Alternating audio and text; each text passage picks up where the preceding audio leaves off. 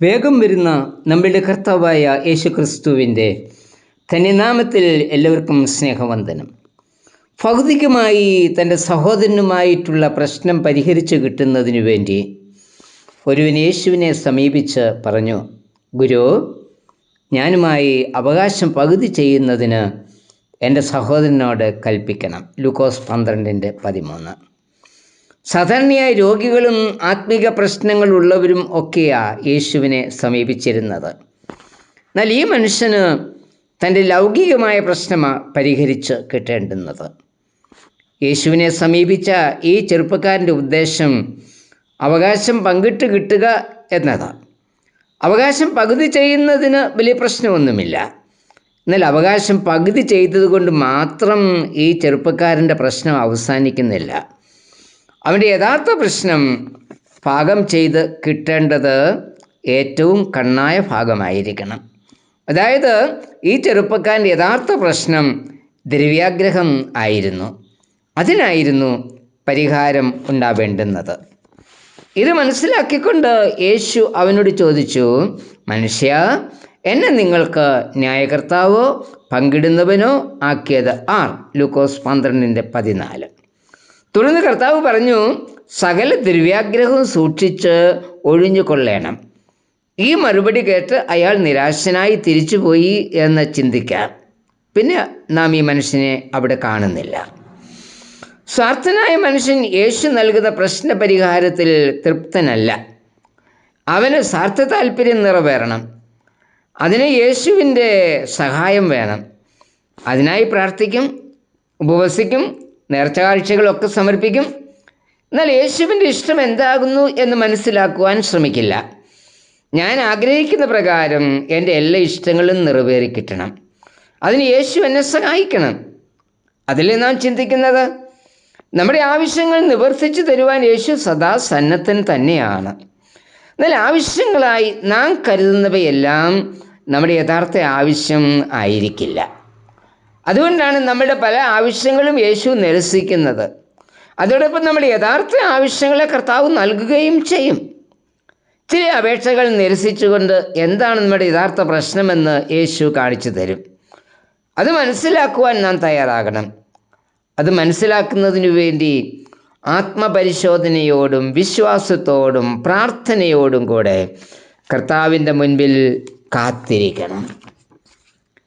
ഈ യുവാവിനെ വസ്തുഭാഗം ചെയ്ത് കൊടുക്കുന്നതിന് പകരം ധനവാനും മൂഢനുമായൊരു മനുഷ്യൻ്റെ ഉപമ പറഞ്ഞുകൊണ്ട് കർത്താവ് ചോദിക്കുന്നത്, മൂഢാ, ഈ രാത്രിയിൽ നിന്റെ പ്രാണനെ ചോദിക്കും, പിന്നെ നീ ഒരുക്കി വെച്ചത് ആർക്കാകും? ലൂക്കോസ് 12:20. ഈ ഉപമയിൽ കൂടി ദ്രവ്യാഗ്രഹത്തിന് 2 അപകട സൂചനകളാണ് കർത്താവ് നൽകുന്നത്. ഒന്ന്, ദ്രവ്യാഗ്രഹം നമ്മെ ദൈവത്തിൽ നിന്ന് അകറ്റുന്നു. വിശ്വാസ ജീവിതത്തിൽ പ്രഥമ സ്ഥാനം നൽകേണ്ടത് കർത്താവിനാണ്. എന്നാൽ ദ്രവ്യാഗ്രഹം നമ്മെ ദൈവത്തിൽ നിന്ന് അകറ്റുന്നു. ഇവിടെ ധനവാന്റെ വിളവ് നന്നായി വിളഞ്ഞു. അത് കളപ്പുരയിൽ കൂട്ടിവെച്ച് അവൻ ആനന്ദിക്കുകയാണ്. ഈ സമൃദ്ധി ദൈവത്തിൻ്റെ ദാനമാണ് എന്ന് അവൻ ചിന്തിച്ചേ ഇല്ല. അത് മറ്റുള്ളവർക്ക് കൂടി പങ്കിടേണ്ടതാണ് എന്ന് ചിന്തിച്ചില്ല. അന്യർക്ക് ചെയ്യുന്ന സഹായമാണ് ദൈവത്തിന് ചെയ്യുന്നത് എന്ന് നാം ഓർക്കണം. നമുക്കുണ്ടാകുന്ന സമൃദ്ധി ദൈവത്തിൻ്റെ ദാനമാണ്. നമ്മുടെ കഴിവ് കൊണ്ടോ പരിശ്രമം കൊണ്ടോ ഒന്നും നേടിയെടുക്കുവാൻ കഴിയില്ല. അതുകൊണ്ട് നമുക്ക് ലഭിക്കുന്ന എല്ലാ നന്മകൾക്കായും ദൈവത്തിന് നന്ദി പറയണം. ദാവീദ് പറയുന്നത്, ദൈവം നൽകുന്ന ഉപകാരങ്ങളൊന്നും മറക്കാതെ ദൈവത്തെ വാഴ്ത്തണം എന്ന സങ്കീർത്തനം 103:1-2 വാക്യങ്ങൾ. 2, ദൈവവിഷയമായി സമ്പന്നനാകാതെ തനിക്ക് തന്നെ നിക്ഷേപിക്കുന്നത് അപകടമാണ്. ധനവാനായ മനുഷ്യൻ സമർത്ഥമായ വിളവ് ലഭിച്ചപ്പോൾ കളപ്പുര വലുതാക്കി വിളവെല്ലാം അതിൽ കൂട്ടിവെച്ചു. എല്ലാം സ്വന്തമായി ഉപയോഗിച്ച് ആനന്ദിച്ചു. ദൈവം അവൻ്റെ ഈ പ്രവൃത്തികളെ അപഹസിച്ചുകൊണ്ട് അവനെ മൂഢ എന്നാണ് വിളിക്കുന്നത്. നൈമിഷികമായ ഈ ലോക ജീവിതത്തിൽ മാത്രം നാം പ്രത്യാശ വയ്ക്കുന്നു എങ്കിൽ അത് ഭോഷത്വമാണ് എന്ന കർത്താവ് പറയുന്നത്. പൗലോസ് പറയുന്നത്, നാം ഈ ആയുസ്സിൽ മാത്രം പ്രത്യാശ വച്ചിരിക്കുന്നുവെങ്കിൽ സകല മനുഷ്യരിലും അരിഷ്ടന്മാരാകുന്നു. 1 കൊരിന്ത്യർ 15:19. നാം ദൈവവിഷയമായി സമ്പന്നരാകണം.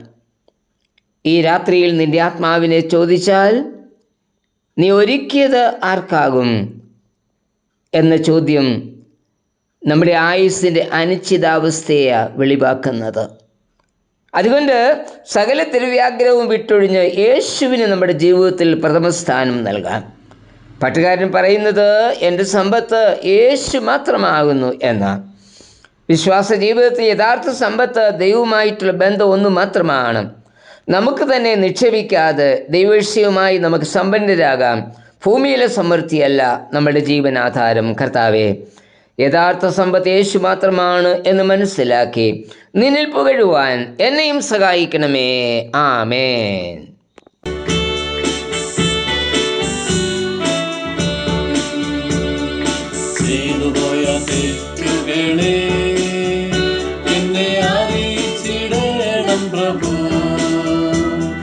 നിഷ്കളങ്കമായി നടപ്പാൻ മഹാപാതകരഹിതനാകാൻ തിരുകൃപ ചൊരിയണമേ, എന്നെ തിരുകൃപ നടത്തണമേ. സ്വമേധ പാപം പൊക്കി അടിയനെ കാക്കണമേ.